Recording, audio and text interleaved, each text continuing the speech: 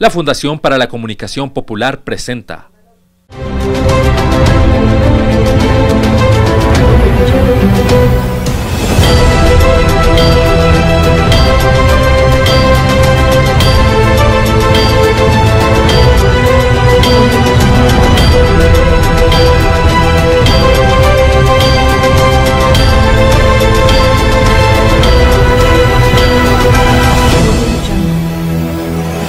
Periodismo Libre, con la fuerza de la verdad.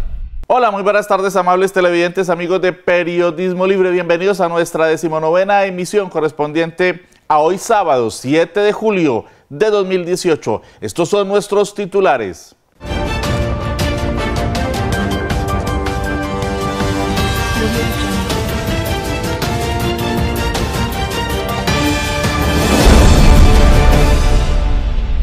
Extrema derecha paramilitar arrecia crímenes contra líderes sociales y de oposición en el país. Asesinados dirigentes de Colombia Humana en varios municipios. Comunidad de Argelia, Cauca se pronuncia sobre masacre.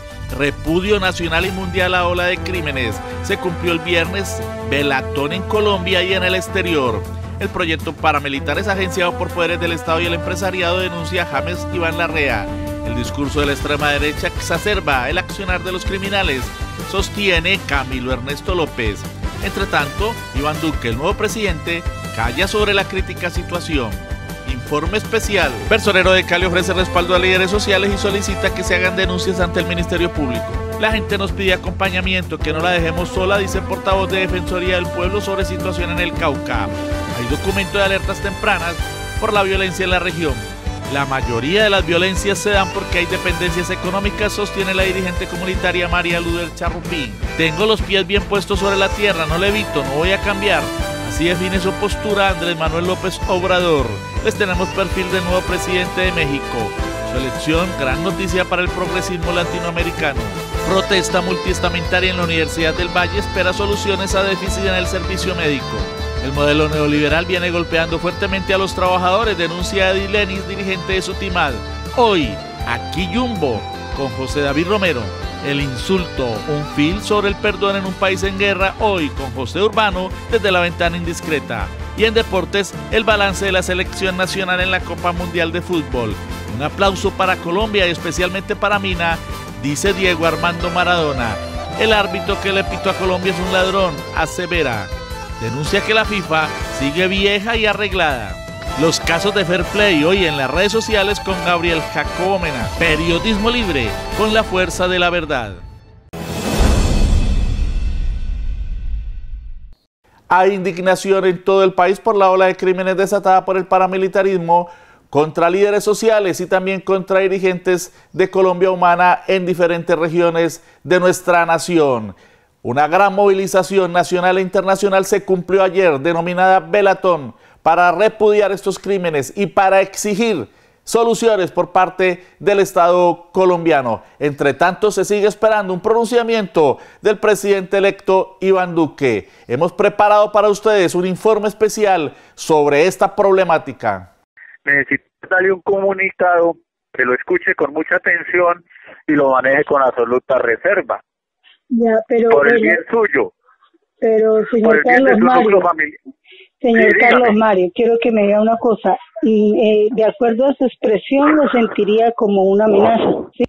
Y no entiendo por qué.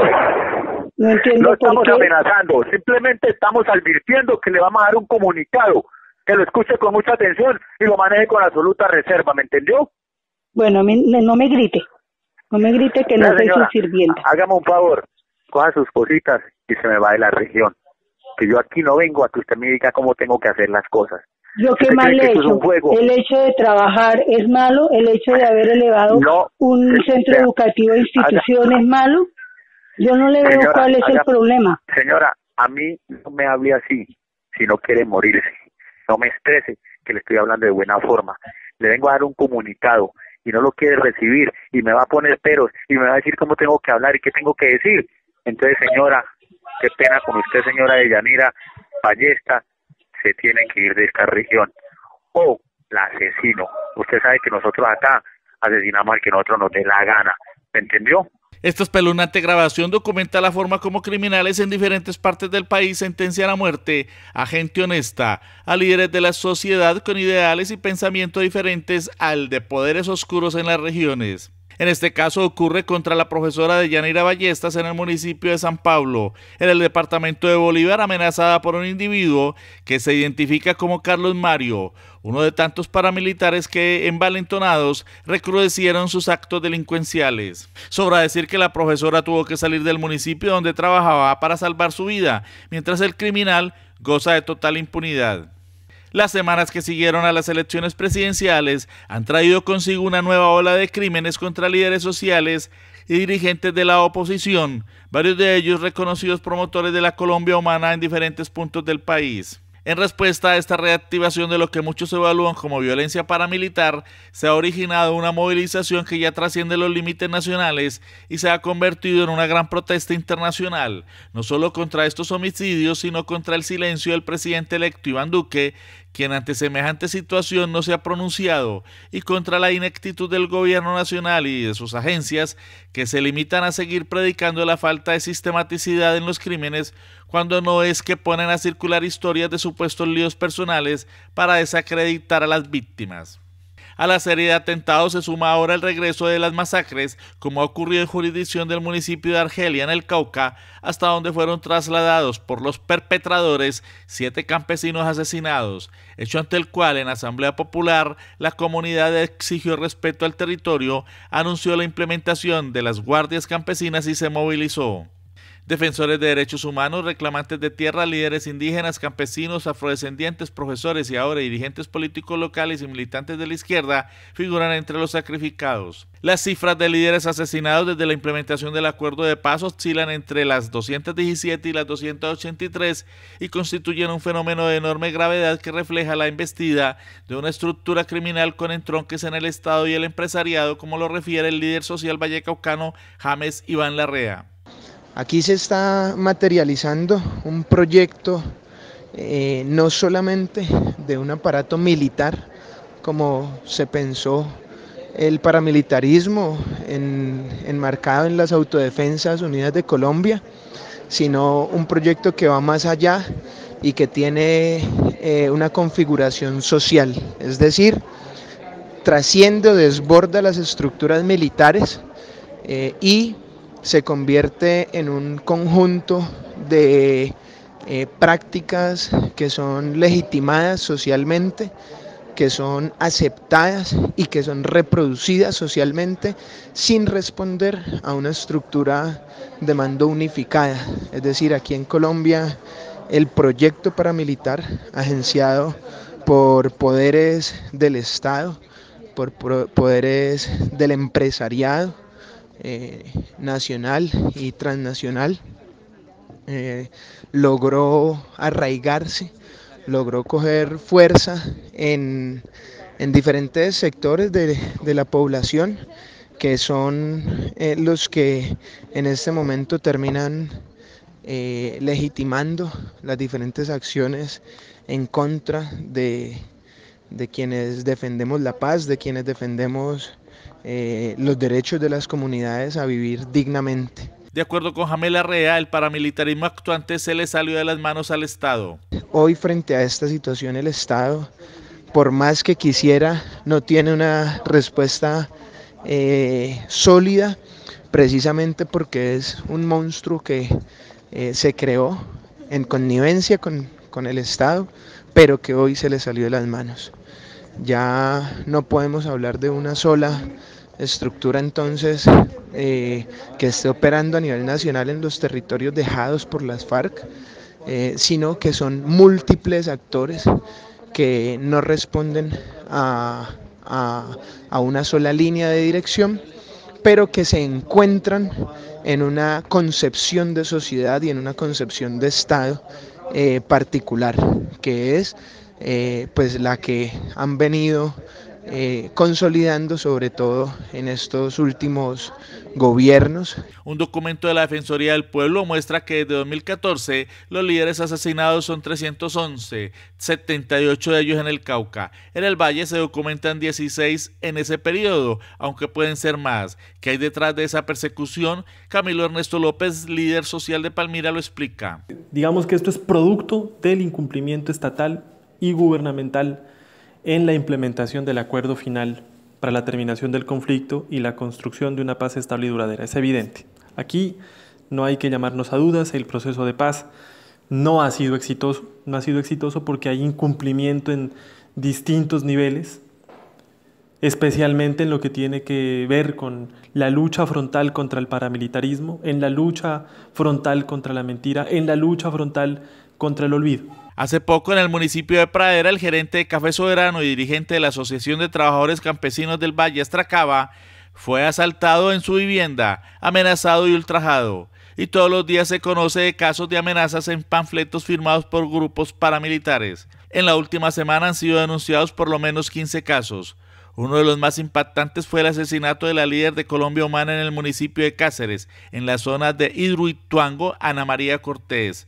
Una mujer solidaria y querida por la población, a quien sostienen los que la conocían, le cobraron su lucha en defensa de los segregados en la zona. ¿Pero por qué luego de las elecciones se produce esta ofensiva criminal? Camilo Ernesto López lo analiza. El Centro Democrático ha tenido un discurso estigmatizador y aunque no haya conexión con los grupos paramilitares, cuando el expresidente Uribe manifiesta que los profesores alientan el terrorismo, eso se convierte en una orden para que los paramilitares actúen. Cuando se dice vamos a hacer trizas el acuerdo de paz, eso es como si fuese una orden para que de manera desconectada se continúe atentando contra los defensores de derechos humanos. Aquí lo que hay es una clara negligencia del Estado, una clara negligencia del gobierno, una clara ineptitud por parte de la Fiscalía para hacer seguimiento a las personas que están detrás del asesinato. 2 horas después del atentado que le costó la vida a Ana María Cortés, en otro punto del país ocurría lo mismo con Margarita Estupiñán, otra líder de la campaña de Colombia Humana, esta vez en Tumaco, asesinada en la puerta de su casa, ubicada en el corregimiento de Llorente. Y la lista se hace interminable.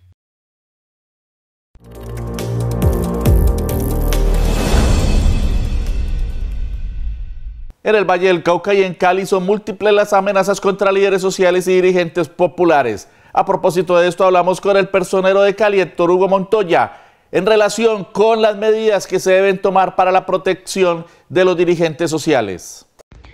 Como agentes del Ministerio Público y defensores y garantes de los derechos de las personas, siguiendo los lineamientos por el señor procurador dictados, para la protección efectiva de los derechos de los defensores y defensoras de derechos humanos, sus organizaciones, integrantes de los movimientos sociales, movimientos políticos y lideresas, líderes políticos y sociales y sus organizaciones, nos hacemos un llamado a todas las personas que tengan conocimiento sobre el riesgo que puedan estar atravesando alguna de estas personas para que pongan en nuestro conocimiento a todos los personeros de los diferentes municipios para nosotros activar la ruta y solicitar la intervención inmediata del Estado a través de la Unidad Nacional de Protección o a través de las mismas autoridades de policía para garantizar la vida de estos líderes que trabajan en beneficio colectivo de estas personas que están dedicadas a buscar beneficios colectivos y no beneficios particulares.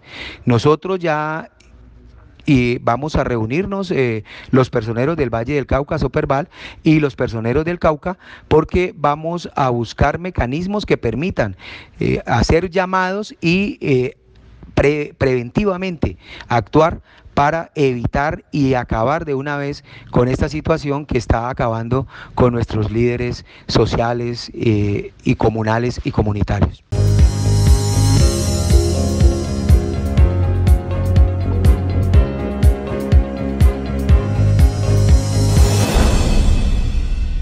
Y a propósito de la violencia contra líderes populares, en un reciente foro sobre el proceso de paz cumplido en Jamundí, Carlos Manuel Salazar, de la Defensoría del Pueblo, se mostró preocupado por el abandono del Estado de las regiones en las que antes estaban las FARC. En esta dinámica se pudo percibir el narcotráfico, que ya lleva muchísimos años arraigado en zona rural de Jamundí, los cultivos ilícitos, pero todo esto aunado a una situación estructural, el abandono del Estado en la zona rural de Jamundí. No es sino irse a dar tratar de subir por esa vía si se da uno cuenta cuál es la posibilidad de un campesino para tratar de sacar unos productos lícitos por esas vías. Cuando le intenta sacar su producción hacia cualquier parte, ya sea Jamundí, Santander de Quilichao, hacia Cali, ellos mismos se lo dicen a uno: cuando me llegan los productos a Cali ya estoy debiendo, ya le estoy debiendo a los transportadores, ya le estoy debiendo a los intermediarios.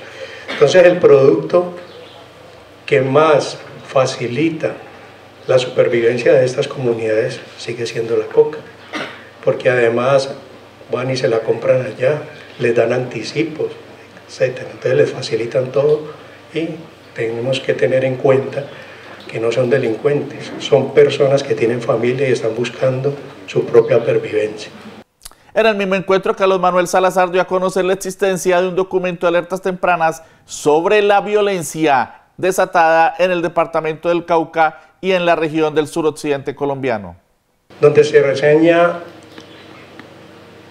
rápidamente cuál es el diagnóstico que se hace frente a la dinámica que se está presentando en el municipio, pero cuál puede ser el impacto hacia las comunidades de esa dinámica que se está dando, y que se busca una reacción institucional que desafortunadamente o afortunadamente, ya cada uno le dará su lectura, sigue siendo eminentemente militar.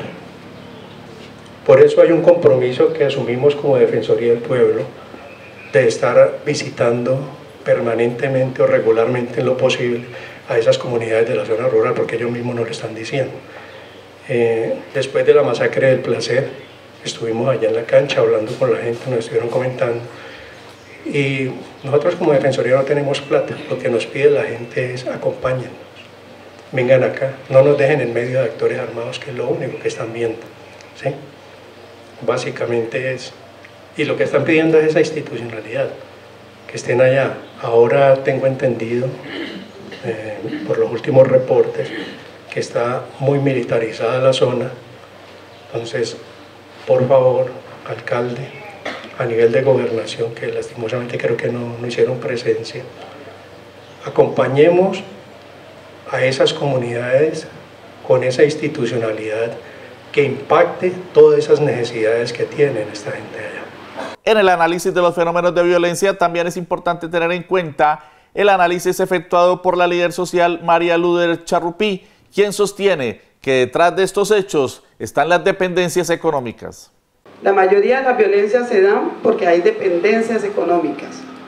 Entonces, a lo que me voy a referir es la importancia que hay de que nosotros no trabajemos solamente con la parte física, sino que la institucionalidad, para no hablar del gobierno en general, porque el gobierno de alguna manera somos nosotros, y que hemos entregado nuestra autonomía a unos representantes, es mirar la posición que nosotros estamos manejando frente a la construcción de paz. Como no hay un modelo, el enfoque debe ser a las comunidades. Tenemos que trabajar con familias, tenemos que trabajar con personas, porque la construcción desde un escritorio es la percepción que yo tengo, pero no es la realidad que la gente vive. Y en esas realidades que se viven, también hay que cambiar algunos aspectos que son culturales, que son de formación. Y hay algunos aspectos que son de dependencia, y no solamente la dependencia por lo económico.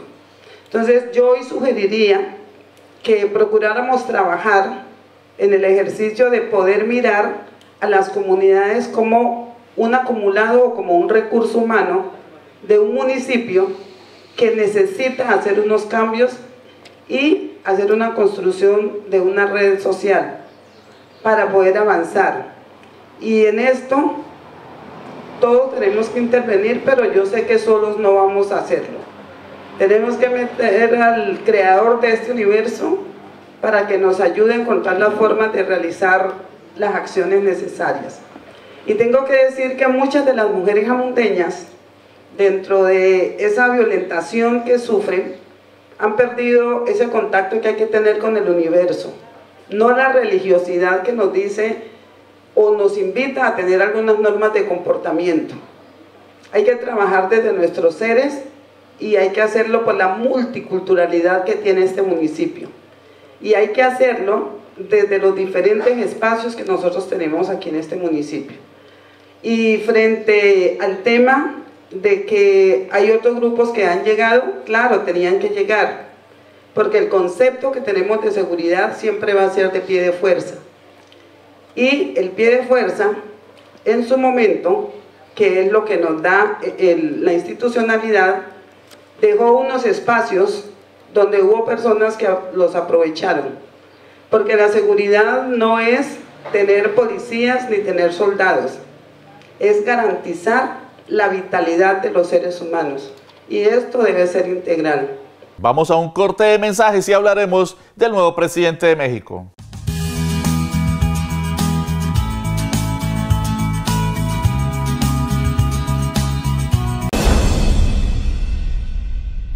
Periodismo libre yo creo que es una maravilla porque nos da voz a estos sectores que hemos estado toda la vida construyendo otras maneras de ver y de hacer en las ciudades, en este suroccidente, así que gracias a Periodismo Libre y que la audiencia siga creciendo.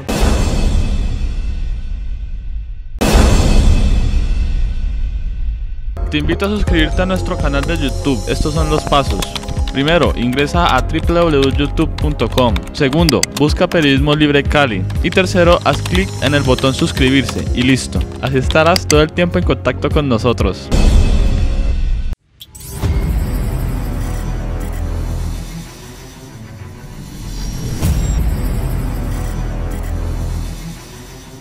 Gracias por seguir con Periodismo Libre. Con más de 30 millones de votos, el 54% de la votación total, fue elegido presidente de la República de México Andrés Manuel López Obrador. Tiene grandes retos, entre ellos la lucha contra la corrupción y contra la violencia que sacude a su país. Aquí les tenemos un completo perfil del líder político mexicano. Andrés Manuel, José Ramón. Ya escuchábamos. Ya estábamos bañando. ¡Vámonos! Aquí estudié la primaria, luego salí a estudiar la secundaria a Macuspana y luego estudié la preparatoria en Villahermosa. Sin guardaespaldas ni caravanas, aún en plena campaña electoral, acompañado por su esposa y su hijo menor, así recordaba a finales de 2017 a Andrés Manuel López Obrador su infancia y adolescencia en Villa Tepetitán, Macuspana, Tabasco, estado del sudeste mexicano, cuando su señora madre lo llamaba a él y a sus otros 6 hermanos para que se salieran de las aguas del río que cruza su terruño. Ha corrido mucha agua desde esos tiempos, cumplirá 65 años el 13 de noviembre de 2018 y acaba de ser elegido, luego de 3 intentos, presidente de la hermana República de México, un enorme país con casi 2 millones de kilómetros cuadrados de extensión y una población que se acerca a los 130 millones de habitantes, de los cuales pueden votar 89 millones. López Obrador es un hombre de posiciones de izquierda que se define como cristiano, contrario a las desigualdades sociales y partidario de la justicia social, y ante sus paisanos en la tierra que lo vio nacer, promete que no los traicionará una vez en el poder. Esta es mi casa, aquí nací, en Tepetitán, Macuspana, Tabasco. Chole. Hola, ¿cómo estás? Bien, bien. Me da mucho gusto verte. Que Dios te bendiga y te cuide. Estamos contigo como siempre. ¿Tú crees que se te puede olvidar en Palacio? No. ¿Que aquí naciste? No se me va a olvidar. Como no se me olvidó cuando fui jefe de gobierno de la Ciudad de México. Dicen que el poder, cuando no hay convicciones, cuando no hay principios, atonta a los inteligentes y a los tontos los vuelve locos. Yo tengo principios, tengo ideales, estoy bien anclado, tengo los pies en la tierra, no levito, no voy a cambiar, nunca. Eso es lo que estimo más importante en mi vida, la honestidad y mi autenticidad. Alcanzó un número de votos sin precedentes en la historia de su país, más de 30 millones, el 54% del total de los sufragantes, y ganó en 31 de los 32 estados de México, lo mismo que en la capital. López Obrador ya fue en 2000 alcalde de la cuarta urbe más poblada del mundo, Ciudad de México, que tiene 21 millones de habitantes y múltiples problemas derivados de la desigualdad social y de la concentración de los privilegios económicos en unos pocos, como ocurre en el resto de la nación. Estos últimos días he recibido muchas muestras de apoyo, de solidaridad de ustedes, de trabajadores, de amas de casa, de campesinos e indígenas, de comerciantes, de profesionistas, de intelectuales, de artistas, de empresarios, de todo el pueblo. Por eso vuelvo a repetir, de todo corazón, les quiero desaforadamente. Muchísimas gracias, amigas y amigos. Después de muchos años de lucha, de protestas, manifestaciones en defensa del petróleo, en defensa de la tierra, en defensa de los derechos humanos, en defensa de la democracia. Cuando llegué aquí, lo primero que hice fue abrir esta ventana y salir a este balcón para no olvidar que en la plancha del Zócalo había estado muchas veces protestando, para no olvidar de dónde venía. El nuevo presidente de México es amigo de la vida sencilla, en familia. Solo siendo buenos podemos ser felices, dice. Reside en una casa de 3 niveles construida en un lote de 59 metros cuadrados.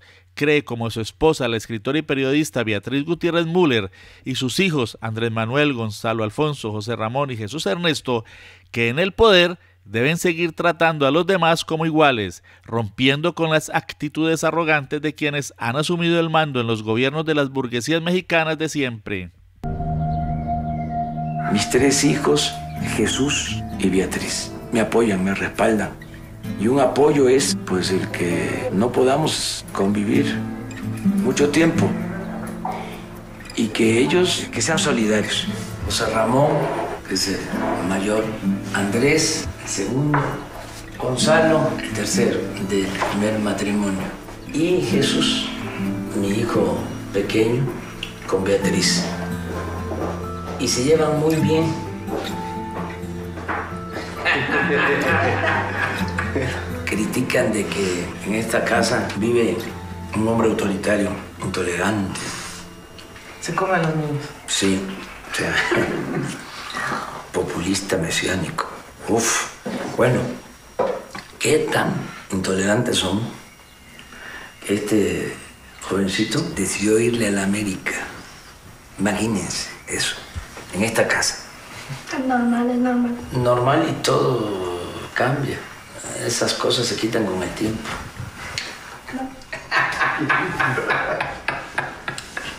En Tabasco de niños nos tocó pues sufrir. Mi papá fundó la oposición. No somos estos juniors abusivos del poder. Nosotros no vamos a ser parte del gobierno. No creemos en el nepotismo. Creemos que es una lacra más de este sistema. La política no es lo mío, ya lo he dicho en más de una ocasión. Me parece importante como actividad para transformar una sociedad, pero en lo personal no me dedicaría yo a eso. No, ni remotamente. Tiene que cambiar también la forma de ver a los personajes en el poder, no como el intocable, no como el que trae los 100 guaruras, sino pues como alguien común y corriente, porque de eso se debería de tratar, ¿no? Ver a los personajes en el poder como iguales, porque todos somos iguales. El poder es la oportunidad para servir, pero la vanidad es terrible. La vanidad hace que estos familiares, esposas, padres, madres de familia, de personas que ocupan puestos públicos o de importancia, se sientan con derechos que no se ganaron, y eso está muy mal. En el consejo que yo he dado a mis hijos, a quienes quiero tanto, ¿no? En las pláticas circulares, en los diálogos circulares con Beatriz, con los seres queridos, siempre procuro recomendarles que nos alejemos lo más que se pueda de lo material. Me gustaría seguir tomando café en cualquier cafetería, tranquilo, caminar por la calle, ir en metro. Gobernará un país con grandes retos: el combate a la corrupción, la lucha contra la violencia, enfrentar la pobreza y la desigualdad y solucionar las problemáticas migratorias, poniendo en su sitio al arrogante presidente del país vecino Donald Trump. Precisamente para enfrentar el combate a la corrupción, que considera el origen de las desigualdades en su país, fundó el Movimiento para la Regeneración Nacional Morena, luego de retirarse del Partido de la Revolución Democrática PDR. En su discurso el día del triunfo dijo que, por el bien de todos, primero los pobres, y agregó que en política exterior se volverán a aplicar los principios de no intervención, de autodeterminación de los pueblos y de solución pacífica a las controversias. Beatriz, su esposa, magíster en letras hispanoamericanas y doctora en teoría literaria, es una de las grandes inspiradoras de López Obrador. Cantó para las promociones de su campaña. Para no hacer de mí cono pedazos, para salvarme entre únicos e impares, para cederme un lugar en su Parnaso, para darme un rinconcito en sus altares. Me vienen a convidar a arrepentirme, me vienen a convidar a que no pierda, me vienen a convidar a indefinirme, me vienen a convidar a tanta mierda. Yo no sé lo que es el destino. Y, leal a sus concepciones, anuncia que romperá con la vieja tradición elitista de fungir como primera dama, porque todas las mujeres son iguales.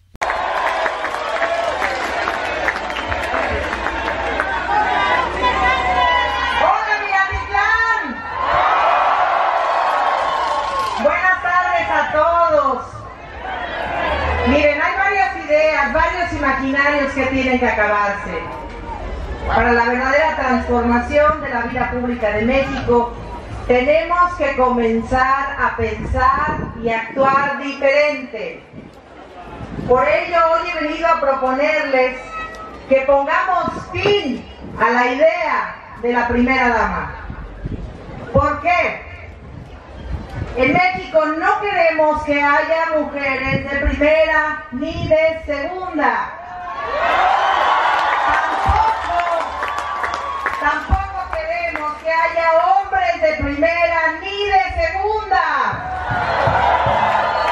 En México hay mujeres, en México hay hombres. Con todo respeto a las mujeres que han actuado antes con este papel, decir primera dama es algo clasista.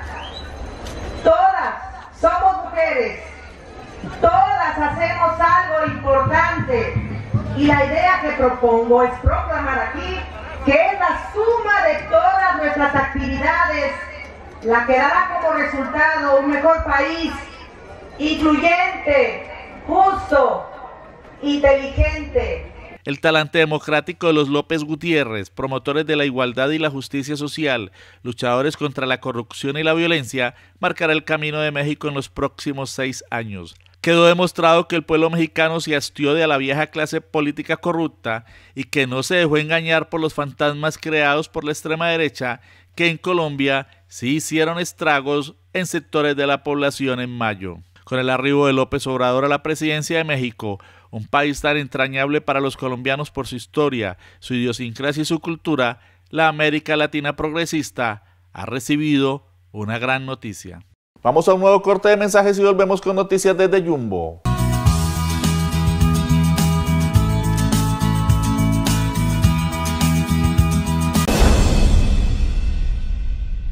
En Periodismo Libre encontramos una mirada diferente a lo que sucede en nuestro país y esa mirada diferente tenemos que difundirla, tenemos que brindar el apoyo moral, el apoyo económico, pautar, hacer todo lo que tiene que ver con el apoyo solidario.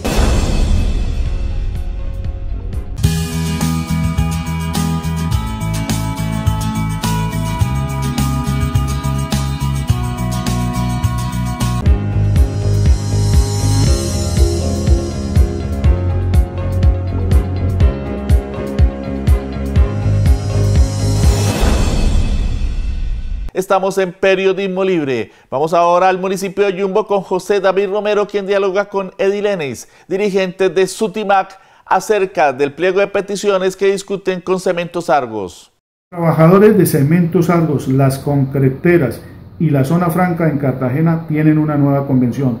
Tenemos aquí al fiscal nacional de Sutimac, al señor Eddie Lenis, a quien le damos la bienvenida a Periodismo Libre. Bienvenido, Eddie. Muchas gracias, buenas tardes a toda la audiencia y estamos aquí para explicar el tema que nos están diciendo. Tenemos entendido de que la empresa Argos, Cementos Argos, llamó a una etapa exploratoria a las diferentes seccionales. Cuéntenos, ¿cómo fue que se llevó esta dura tarea? Sí, una tarea en la cual la organización sindical está dispuesta a un proceso de negociación con la compañía, entendiendo de que la compañía hace un llamado y nosotros acudimos a él sobre la base de lo que se establece en la convención colectiva, llevar a cabo una exploración para finalmente firmar una convención colectiva. Bueno, cada convención colectiva que se firma siempre presenta unos inconvenientes. Los tratados de libre comercio, ¿cómo están afectando a estas cementeras y a las firmas de las convenciones? Sabemos que esos son puntos ávidos que se tratan en estas convenciones. Las empresas cementeras, al igual que otros tipos de empresas, pues en el tiempo han estado afectadas por los tratados de libre comercio.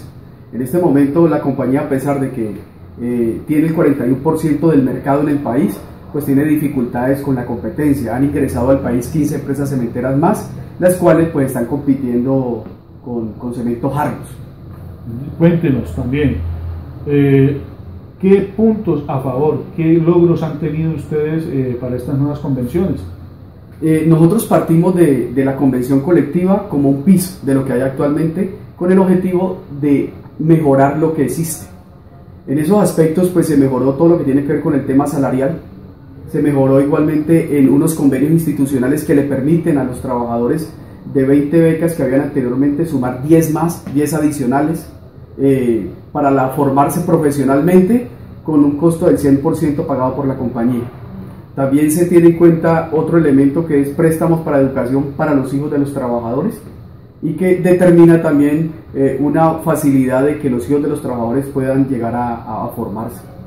¿Estos son puntos que existían dentro de la convención o son nuevos puntos que se le suman a la convención colectiva? Se puede decir de que son puntos relativamente nuevos porque vienen de la convención anterior, es decir que tiene un solo periodo convencional. Este es el segundo periodo convencional. En este momento estamos mejorando lo que hay dentro de la convención colectiva, entre esos puntos que son relativamente nuevos. ¿Esta vigencia de esta nueva convención cuántos años? ¿2 o 3? ¿Cuántos es? La vigencia es a 3 años. Y en esos 3 años se determina también lo que tiene que ver con el salario. El primer año es el 4.5%, el segundo año es el IPC más 1.5% y el tercer año entramos a negociarlo nuevamente con la compañía. ¿Qué se espera para los próximos años para los trabajadores colombianos? Esperamos para los próximos años no solamente desde el punto de vista organizativo, sindicalmente, sino que esperamos también desde el punto de vista político lograr alcanzar nuevas mejoras dentro de los derechos de los trabajadores. Pero también entendemos de que eso está enmarcado dentro del modelo económico del país y que si no avanzamos desde el punto de vista político, las organizaciones sindicales, pues nos vamos a rezagar en nuestros derechos. ¿Cuál es el análisis que ustedes hacen al momento político y además a la crisis que tenemos económica en Colombia? ¿De qué forma se está viendo afectadas los trabajadores aquí en Colombia? Sí, nosotros nos hemos visto afectados por el modelo neoliberal. Es un modelo que viene golpeando fuertemente a los trabajadores, pero también estamos en la construcción de una alternativa política en este país. Creo que hemos avanzado en las elecciones pasadas, 8 millones de votos determinan el componente nacional frente a lo que tiene que ver con los cambios que estamos exigiendo los colombianos. Yo creo que dentro de esos cambios que estamos haciendo los colombianos, estamos hablando también del mundo del trabajo. El mundo del trabajo actual dentro del neoliberalismo debe de cambiar. Y ahí estamos apostándole a los trabajadores en la Colombia humana. Muchas gracias. Informó para Periodismo Libre José David Romero. Muchas gracias. Siga usted, Luis Alfonso. Los diferentes estamentos de la Universidad del Valle continúan exigiendo solución al déficit que tiene en riesgo el servicio médico en esta institución. Noticias en un minuto.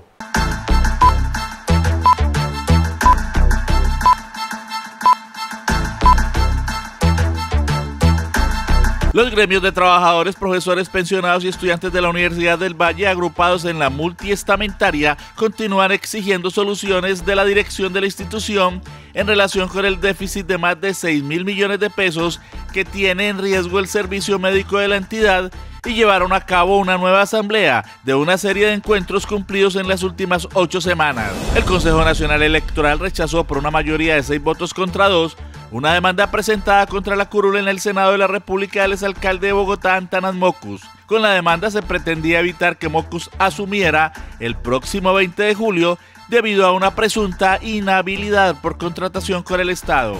En una veintena de ciudades colombianas se cumplió el viernes en horas de la noche una jornada de rechazo a los crímenes contra líderes sociales denominada Velatón y Movilización por la Vida. Miles de colombianos y colombianas se movilizaron el 1 de julio en varias ciudades del país para reclamar respeto por la diversidad sexual. Vamos a un nuevo corte de mensajes y venimos con la información cultural.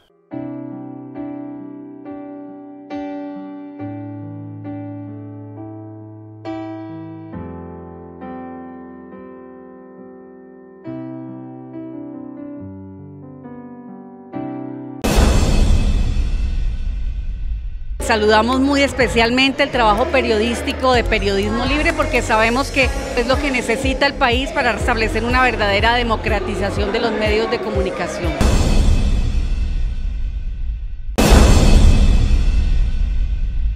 Te invito a suscribirte a nuestro canal de YouTube. Estos son los pasos. Primero, ingresa a www.youtube.com. Segundo, busca Periodismo Libre Cali. Y tercero, haz clic en el botón suscribirse y listo. Así estarás todo el tiempo en contacto con nosotros. Gracias por continuar con nosotros. José Urbano desde La Ventana Indiscreta nos habla hoy de el insulto.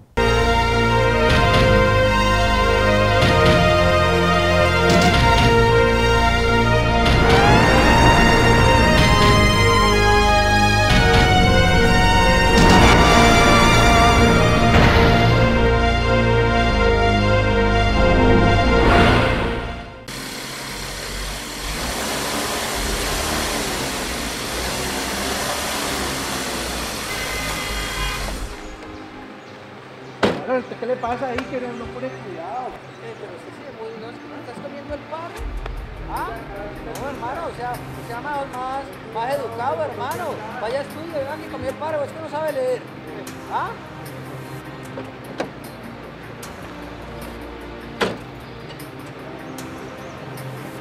Vea, lo voy a regalar una cartilla de Nacholeo, ¿yo? Le voy a regalar una de Nacholeo, ¿yo? ¿Escucho?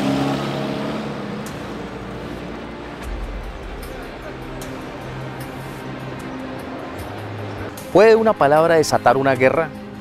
¿Puede un pequeño incidente hacer prender a un país? Es la metáfora que nos plantea la película El Insulto, filmada por Cian Duheri, el camarógrafo habitual de Quentin Tarantino, y ha filmado esta película con gran pulso, en medio de una sociedad que está esperando una chispa, un pretexto para arrancar la guerra.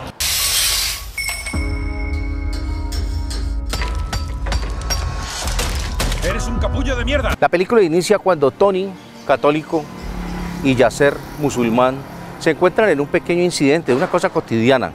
Pero poco a poco este incidente cotidiano, este insulto, esta palabra sencilla que es estúpido, poco a poco se va agrandando hasta convertir el país en un escenario de una gran guerra, tanto en los tribunales como en las calles. No soy el criado de nadie.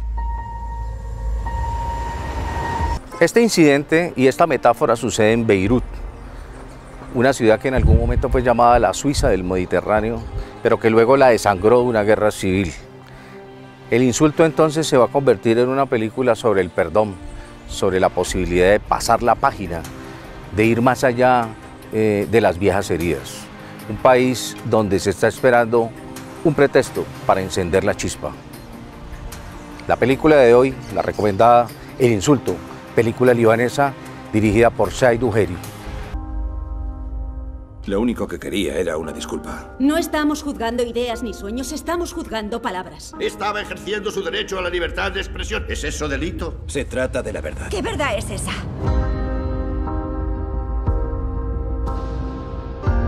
Yasser Salemi también reaccionó a palabras que iban dirigidas contra su identidad. Es algo normal. Es inevitable. Es la naturaleza humana. Vivimos en el mismo país. Somos hermanos. No, no lo somos. No es verdad. Me pregunto si es posible alguna vez resolver una disputa de manera respetuosa y pensar que una disculpa no es un signo de debilidad, sino de decencia. Vamos a mensajes y volvemos con los deportes.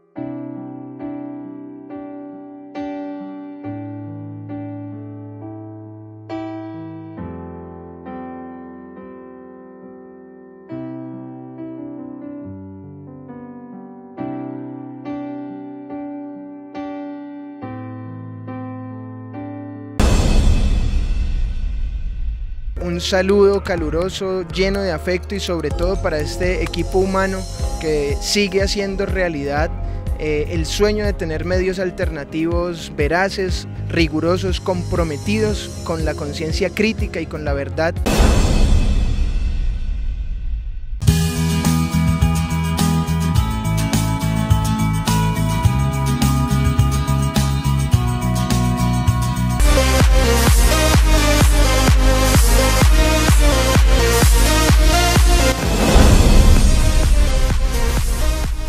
Seguimos en Periodismo Libre con la fuerza de la verdad. Diego Armando Maradona hizo en Telesur una destacadísima evaluación de la actuación de Colombia en la Copa Mundial de Fútbol de Rusia.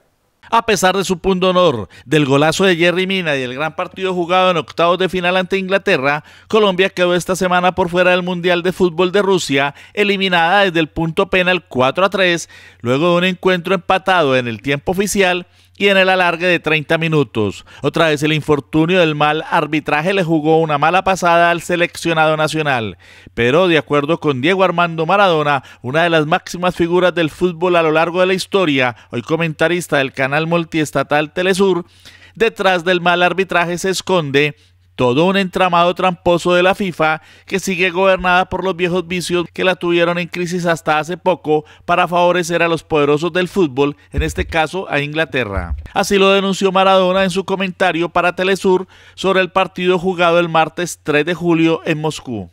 Los jugadores no elegimos los árbitros. Los árbitros los elige Codina, que lo eligió Infantino para cambiar una nueva FIFA de ladrones y arregladores. Y hoy vimos todo lo contrario, una FIFA vieja y arreglada. En su análisis al lado del periodista Víctor Hugo Morales, Maradona se mostró indignado por el arbitraje del estadounidense Mark Hager, quien tiene pésimos antecedentes. Acá hay un señor que decide, un árbitro que ya, googleándolo, no se lo puede poner a dirigir un partido de la magnitud y de las cosas que se jugaba el pueblo colombiano en estos octavos de finales. Usted lo tiene bien claro, el árbitro, lo conoce. Yo lo tengo clarísimo, Hager, americano. Qué casualidad que fue el que inventó un penal para Brasil, que Nigeria lo acusó en la FIFA y le dieron 6 meses de suspensión. Una de las principales críticas de Maradona fue al penal que pitó Hager. Es foul de Kane. Es foul de Kane. O sea, él está mirando todo el panorama. Y cuando vuelve la cabeza acá, Kane está en el piso. sea, él lo está mirando a Kane directamente. Así es. Se ve en la cámara de atrás que él está mirando lo que pasaba en el primer palo. Y de pronto pega el golpe. Y de pronto se ve que hace así y lo ve a Kane abajo. Pero ya Kane le había metido el gancho a Sánchez y ya lo había hecho caer a Sánchez. Cuando ve que se tira Kane, cobra penal. Yo digo, no hay criterios. No hay criterios. Después hablamos de que si se tira, amonestación, ¿no? Y hay el reglamento, por reglamento, ¿se puede pedir el VAR? ¿Sí o no? ¿Por qué no pidieron el VAR? Para el astro argentino, Inglaterra no podía entrarle a Colombia a pesar de las limitaciones del equipo nacional. Colombia le jugó como podía, con lo que tenía. Sin James, sin un creador, pero grité el gol de Colombia como si hubiese cabeceado yo. ¡Tírate! ¡Ahí te gol!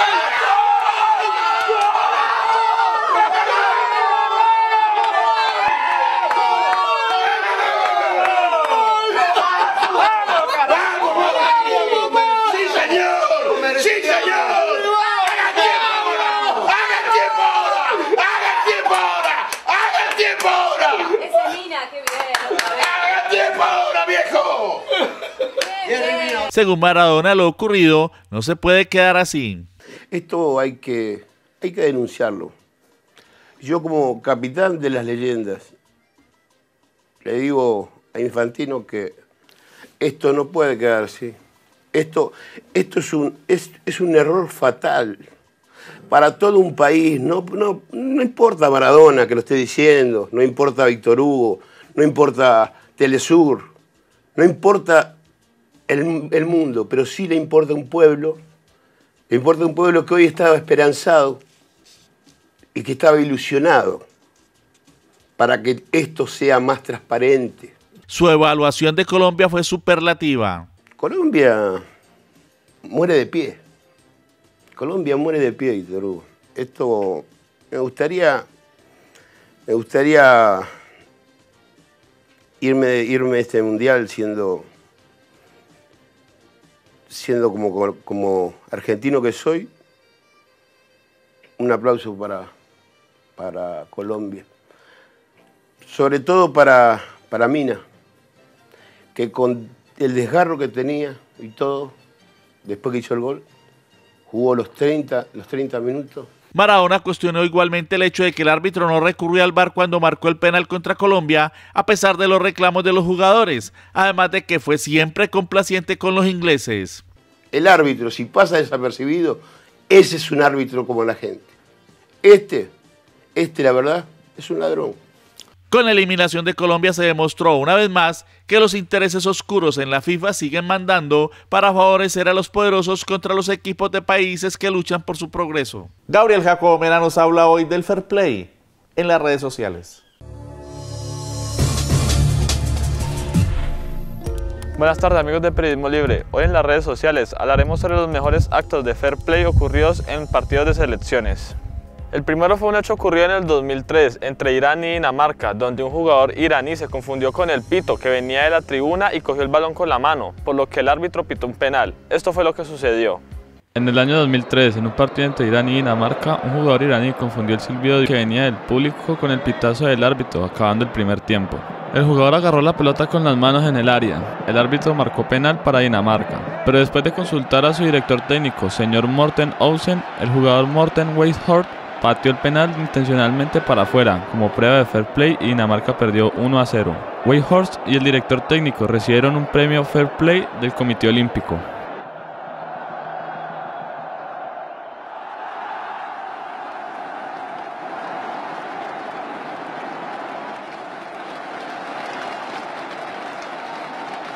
Otro hecho similar ocurrió en el Mundial de este año. Fue en el partido entre Portugal y Uruguay, donde Cristiano Ronaldo ayudó a salir a Edinson Cavani de la cancha después de una grave lesión. Veamos.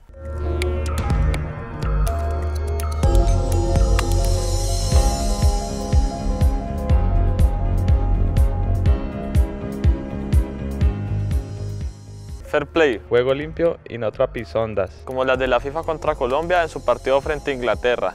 Es lo que urge el fútbol, deporte de multitudes, muchas veces engañados por los traficantes del fútbol, como lo denunció Diego Armando Maradona. Amigos, no se olviden seguirnos en nuestras redes, en Facebook, Periodismo Libre, en Twitter, @PelibreCali, en Instagram, Periodismo Libre _, y en YouTube, Periodismo Libre Cali. Bien, amables televidentes, ha sido todo por hoy. Nos vemos el próximo sábado 14 de julio de 2018 aquí, en Periodismo Libre, porque el periodismo es libre o es una farsa. Hasta entonces. La Fundación para la Comunicación Popular presentó.